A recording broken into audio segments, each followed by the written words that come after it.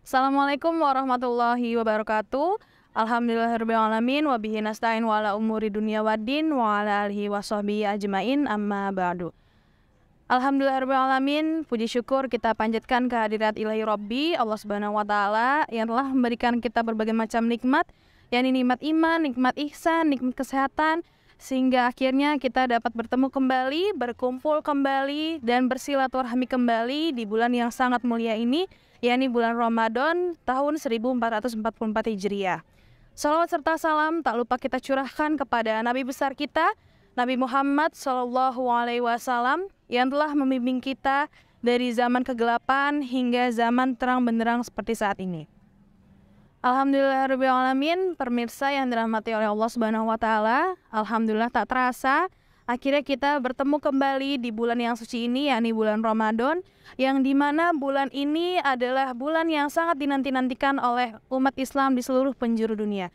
Karena di bulan yang suci ini ada salah satu momentum yang paling utama, yakni berpuasa, yang dimana puasa ini adalah wajib hukumnya bagi kita semua.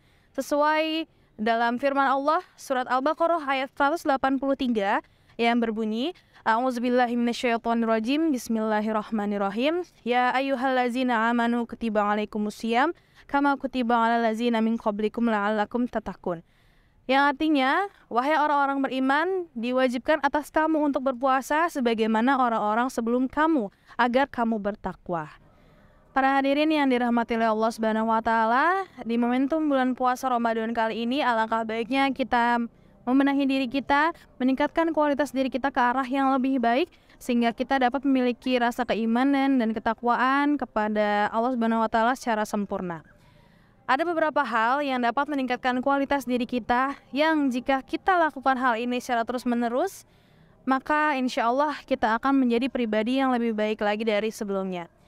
Hal yang pertama adalah sholat malam. Sama-sama kita ketahui, sholat malam ini adalah salah satu amalan sunnah yang selalu Nabi Muhammad SAW kerjakan.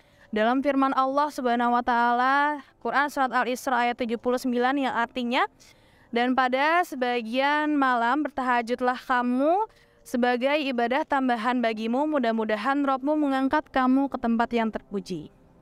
Hal yang kedua yang dapat meningkatkan kualitas diri kita dengan memanfaatkan momentum bulan Ramadan ini adalah dengan membaca Al-Quran. Bukan hanya membaca Al-Quran seperti biasa, tapi kita juga harus membaca artinya, kemudian kita memahami artinya bagaimana, kemudian kalau perlu kita mengkaji tafsirnya dengan membaca-baca beberapa referensi-referensi yang ada, atau kita bisa mengikuti kajian-kajian yang bisa kita temui di masjid-masjid setempat. Kegiatan selanjutnya yang dapat meningkatkan kualitas diri kita ialah dengan beriktikaf di masjid atau berdiam diri di masjid. Kegiatan ini biasanya dilakukan di tanggal-tanggal ganjil pada akhir bulan Ramadan. Di masjid ini, saat kita beriktikaf, kita bisa bersholawat, kita bisa berzikir dengan mengingat Allah Subhanahu wa Ta'ala, kita bisa tadarus Al-Quran, kita bisa juga melaksanakan sholat sunnah tahajud, sholat sunnah hajat, taubat, witir, begitu ya, dengan tentunya dengan niat ikhlas untuk mencapai ridho Allah Subhanahu wa Ta'ala. Para hadirin yang dirahmati oleh Allah Subhanahu wa Ta'ala, kegiatan selanjutnya yang dapat meningkatkan kualitas diri kita di bulan Ramadan ini ialah dengan bersedekah. Kenapa bersedekah? Karena di dalam rezeki kita yang kita miliki ada hak orang lain.